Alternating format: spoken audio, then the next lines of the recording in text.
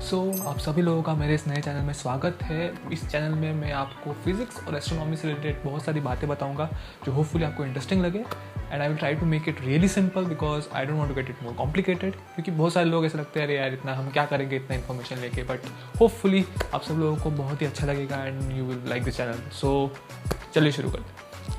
आज का टॉपिक है how is time travel possible, how to time travel. अगर आपको टाइम ट्रैवल करना है तो 5 तरीके। सबसे पहला कौन सा है? स्पीड। दूसरा फ्रीजिंग। थर्ड तरीका है ग्रेविटी। फोर्थ तरीका है वर्म होल्स। और फिफ्थ तरीका है रिवर्स एंट्रोपी या फिर रिवर्स टाइम ट्रैवलिंग। अब हम लोग एक एक करके देखते हैं कि क्या तरीके हैं, क्या उनके प्रॉब्लम्स हैं और कैसे हम उनको ओवरकम कर सकते हैं इन फ्यूचर। ठीक है, तो चलिए स्टार्ट करते हैं। पहला तरीका है स्पीड।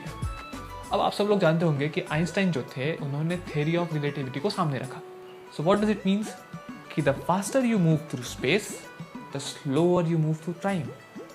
चलिए इसको एक एग्जाम्पल के तौर पर लेकर देखते हैं। अज्यूम करिए कि 2 फ्रेंड्स हैं, एक का नाम है श्याम और एक का नाम है राजू। अब राजू और श्याम इन दोनों की उम्र है 20 साल। अब श्याम क्या करता है? श्याम एक स्पेसशिप में अर्थ से बाहर निकलता है और अर्थ का चक्कर लगाना शुरू करता है, फास्टर फास्टर फास्टर और फास्ट और फास्ट और फास्ट। तो वो धीरे धीरे धीरे लाइट की स्पीड तक पहुंचने लगता है, जबकि हमारा राजू जो है वो धरती पर ही है। लेकिन जो शाम है वो जा रहा है बहुत फास्ट, तो उसके लिए टाइम हो जाएगा स्लो।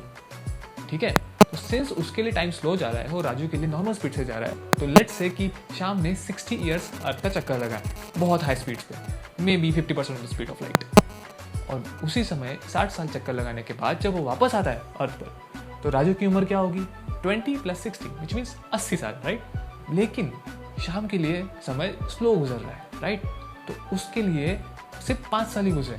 उसकी उम्र कितनी हुई? 20 और 5 मतलब 25 साल। जब शाम वापस आता है तो वो 25 साल का है, लेकिन राजू हमारा 80 साल का हो गया, राइट। इस इफेक्ट को बोलते हैं टाइम डायलेशन, मतलब समय का स्ट्रेच होना या कम होना। अब ये तो मैंने एग्जैजरेटेड एग्जाम्पल बताया from the actual theories, but क्या ये सच में होता है? तो जवाब है यस। इंटरनेशनल स्पेस स्टेशन का नाम सुना है? इंटरनेशनल स्पेस स्टेशन जो है वो हमारे अर्थ का ऑर्बिट करता है एंड उसकी स्पीड होती है 27,600 kilometre per hour which means 7 kilometre per second. It is really fast, right. But उसकी वजह से होने वाला टाइम डायलेशन कितना है? तो उसकी वजह से टाइम डायलेशन होता है कि अज्यूम करिए कि 6 महीने आप ISS पर है और आप 7 किलोमीटर पर सेकेंड की स्पीड से अर्थ का चक्कर लगा रहे हैं, तो हर 6 महीने में आप 0.005 सेकेंड्स यंगर होंगे उन लोगों के जो ऑलरेडी अर्थ पर है और एक नॉर्मल स्पीड से जा रहे हैं, राइट। इतने स्पीड से ट्रैवल करने के बाद भी टाइम डायलेशन का इफेक्ट उतना नहीं है। इसका रीजन क्या है? If you see this graph, whenever you move at least let's say 70% of the speed of light, time dilation का इफेक्ट उतना नहीं होता। बट जैसे ही आप 70% या 80% of the speed of light को पार करते हैं, इट इफेक्ट्स चेंजेस ड्रामेटिकली, मतलब बहुत ही ड्रामेटिकली इफेक्ट होने लगता है। तो इंटरनेशनल स्पेस स्टेशन की जो स्पीड है वो लाइट की स्पीड से बहुत ही कम है। It's almost 0.0002% of the speed of light. मतलब सोच रहे हो इतना फास्ट जाने के बाद भी वो कितना स्लो है।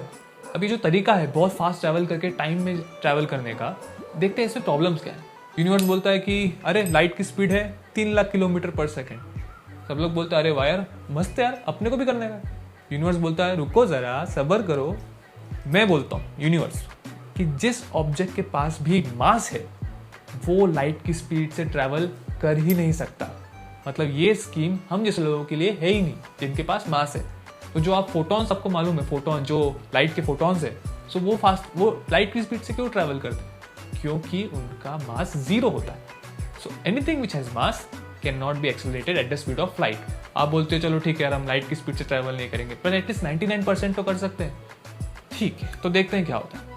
जब भी आप धीरे धीरे आपकी स्पीड बढ़ाते हैं, whenever you start increasing your speed, आपका मास भी इंक्रीज होता है। कंजर्वेशन ऑफ एनर्जी का जो लॉ है वो क्या बोलता है कि जैसे जैसे आपका मास बढ़ेगा आपको उतनी ही एनर्जी ज़्यादा लगेगी उस चीज़ को एक्सेलरेट करने में। मतलब जैसे जैसे मास बढ़ेगा वैसे वैसे आपका एनर्जी भी बढ़ेगी एक्सेलरेशन की। लेकिन as soon as you approach the speed of light, your mass becomes infinite, which means कि आपकी एनर्जी जो लग रही है, फ्यूल जो लग रहा है उसको, उस से रॉकेट है उसको एक्सेलरेट करने में, वो भी इनफाइनाइट होगा। अब आप स्पेस में तो आप पेट्रोल पंप वगैरह तो होते नहीं, तो इतना फ्यूल आएगा कहाँ से, राइट। और होता क्या है कि जैसे जैसे अब आपका एक्सेलरेशन बढ़ता है आपको उतना और फ्यूल डालना पड़ता है। मतलब लेट्स से कि अगर मैं 10 किलोमीटर पर आवर की स्पीड से ट्रैवल कर रहा हूँ, राइट, उसके बाद मुझे 20 किलोमीटर पर आवर पे जाना है, तो लेट्स से मेरा 1 लीटर फ्यूल खर्चा हो गया, पर 20 से 30 तक जाने के लिए मेरा 10 लीटर खर्चा होगा। समझ रहे हो तुम, समझ रहे हो? So the fastest man made object which carried humans was Apollo 10 and it traveled at a speed of only 11 kilometers per second, which was only 0.0003% of the speed of light. And if you see what is the fastest man-made object without carrying any humans, and it is Parker Solar Probe, which is traveling at a speed of around 800 kilometers per second, and it is only 0.002% of the speed of light. So you can see कि अभी तो भाई दिल्ली बहुत दूर है जब तक हम लाइट की स्पीड से ट्रैवल करना आ जाएगा। तो दूसरा जो तरीका है टाइम ट्रैवल करने का विच इज फ्रीजिंग। सो ये जो फ्रॉग होते हैं या बैक्टीरिया होते हैं जो हजारों सालों तक या फिर लेट्स से सालों तक ऐसे ही फ्रीज स्टेट में रहते हैं, what they do is they slow down their metabolism of the cells, and because of that उनको जरूरत ही नहीं पड़ती खाना खाने की, उनके दिमाग दिल सब शांत हो जाते हैं एंड दे ऐसे ही रहते हैं, भाई अभी ठीक है हम लोग सो रहे हैं, आराम से सो रहे हैं, भाई उठा देना भाई। जैसे ही फिर विंटर्स खत्म होते हैं वो एकदम जिंदा हो जाता है, अरे अभी तो हम जिंदा है भाई, क्या चल रहा है, कौन सा दिन है, कौन सा साल है भाई। यही प्रोसेस अगर हम ह्यूमंस पे फॉलो करें, लेट्स से कि मैं अभी 26 साल का हूँ and if I go into an hibernation state which means कि एकदम मेरी बॉडी को डिफ्रीज कर दूँ, मेरे सारे एक्टिविटीज को रोक दूँ, and let's say after 60 years I again wake up, so technically for me I have time travelled into the future, right, and it is a very big leap, मतलब बहुत ही बड़ा टाइम स्पेन है ना 60 साल। But हम ये क्यों नहीं कर सकते? बिकॉज जो मेंढक होते हैं या जो बैक्टीरियाज होते हैं कुछ, दे आर कोल्ड ब्लडेड, हम होते हैं हॉट ब्लडेड, एंड ह्यूमंस का जो बॉडी फंक्शंस है they are much more complex than the frog ones. But ये बहुत डिफिकल्ट है कि हमारे ह्यूमंस के लाइफ स्पेन में हम ऐसा फ्रीज करें, तो ये ऑप्शन तो फिलहाल अवेलेबल नहीं है। उसके बाद थर्ड ऑप्शन है टाइम ट्रेवल का, ग्रेविटी। एज यू नो कि हम जैसे फास्टर स्पीड पे ट्रैवल करते हैं टाइम डायलेट होता है, right, so that is time dilation due to speed. But एक और चीज़ है जिसका नाम है ग्रेविटेशनल टाइम डायलेशन। आइंस्टाइन ने कहा है कि जो स्पेस टाइम है ये दो अलग अलग चीज़ नहीं है, वो एक ही है। तो स्पेस टाइम का जो कंटिन्यूम है, जो फैब्रिक है, इसको हम स्ट्रेच कर सकते हैं, कॉम्प्रेस कर सकते हैं, इसमें हम छेद कर सकते हैं, we can do anything with it. But who is we is gravity and we is speed, right. So gravity जो है वो स्पेस टाइम को बेंड करती है। तो ये होता कहाँ है? ब्लैक होल के बारे में सुना है? If you have seen the movie Interstellar, वहाँ पे एक प्लैनेट होता है जिसका नाम होता है मिलर, राइट। तो वो मिलर प्लैनेट ब्लैक होल के अराउंड ऑर्बिट करता रहता है। अब जैसा कि मैंने कहा कि ब्लैक होल की जो ग्रेविटी है वो इमेंस होती है, मतलब सन से भी लाखों करोड़ों अरबों गुना ज़्यादा। उसकी वजह से टाइम जो है वहाँ पे ब्लैक होल के नज़दीक वो स्लो हो जाता है। एंड इफ यू रिमेंबर, वो जो मिलर प्लैनेट का हीरो होता है वो क्या बोलता है उधर? Every hour we spend on that planet will be 7 years back on Earth. So क्या करने का? ब्लैक होल के पास जाने का, उधर एक मस्त प्लैनेट ढूंढने का और मस्त थोड़ी देर सो जाने का।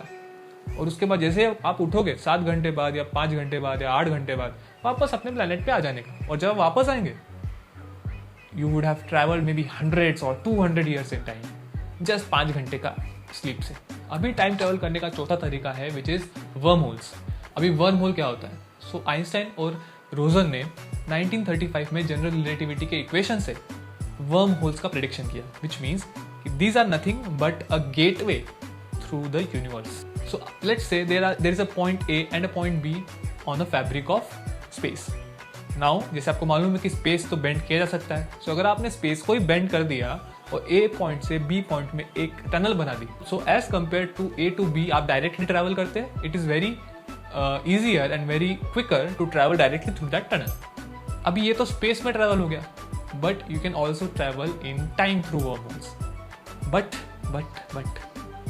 इसमें भी एक प्रॉब्लम है, ये भी तरीका अभी तक फिजिबल नहीं है। आइंस्टाइन ने जो वर्म होल्स प्रेडिक्ट किए थे वो बहुत ही क्वांटम लेवल्स पर थे। मतलब क्या? उस वर्म होल के अंदर से जाने के लिए आपको क्वांटम स्केल जितना होना पड़ेगा, मतलब एटलीस्ट प्लैंक स्केल के हिसाब से आपका। लेकिन अभी तो हम बहुत बड़े, तो कैसे घुसेंगे अंदर ना। दूसरा पॉइंट ये है कि वर्म होल्स को स्टेबल रखने के लिए वी नीड एक्सोटिक मैटर और in a way you can say negative energy, तभी हम उसको खुला रख सकते हैं, अदरवाइज वो कोलैप्स हो जाएगा। सो इसलिए अभी तक इतने बड़े स्केल पे वर्म होल्स हम मैन्युफैक्चर नहीं कर सकते, इसलिए अभी ये सिर्फ थियरी तक ही सीमित है। अभी पांचवा तरीका जो है वो है रिवर्स एंट्रोपी। मतलब अगर आपको टाइम में पीछे जाना है, so you need to travel faster than speed of light. अब ये कैसे होगा? सो अगर आपको याद हो कि जैसे जैसे हम लोग लाइट की स्पीड के नज़दीक जाते हैं हमारा टाइम स्लो होने लगता है, और एट द लाइट स्पीड मतलब जब हम लाइट की स्पीड पे पहुंचते हैं तो टाइम स्टॉप्स। बट जैसे ही हम लोग लाइट की स्पीड को भी पास करते हैं time starts flowing in reverse direction, मतलब एकदम उल्टा तम चलने लगता है टाइम। सो ये 5 तरीके थे जिससे टाइम ट्रेवल पॉसिबल है। इससे सबसे ज़्यादा फिजिबल मुझे लग रहा है कि it can be because of the speed. So I hope आपको ये वीडियो पसंद आया होगा। I tried to keep it very crisp और वेरी बेसिक रखने का कोशिश किया है इसको, ताकि आपको आसानी से समझ में आ जाए। If you like it please share, अपने फ्रेंड्स को शेयर करो, अपने बच्चों से शेयर करो, बिकॉज हम इतनी सारी चीज़ें देख रहे हैं आजकल। एक्चुअली ह्यूमैनिटी का फ्यूचर साइंस और फिजिक्स ही है, and we can only think of getting a type 1 civilisation. अभी हम 0.75 पे में भी। सो अगले वीडियो में आपसे वापस मिलता हूँ एक नए टॉपिक के साथ जो आपको और पसंद आएगा। सो तब तक के लिए बाय बाय। आबाद रहे, नाबाद रहे, हैदराबाद रहे, अहमदाबाद रहे, जहाँ रहना रहे, बस खुश रहे। ठीक है, तो अभी तक के लिए बाय बाय।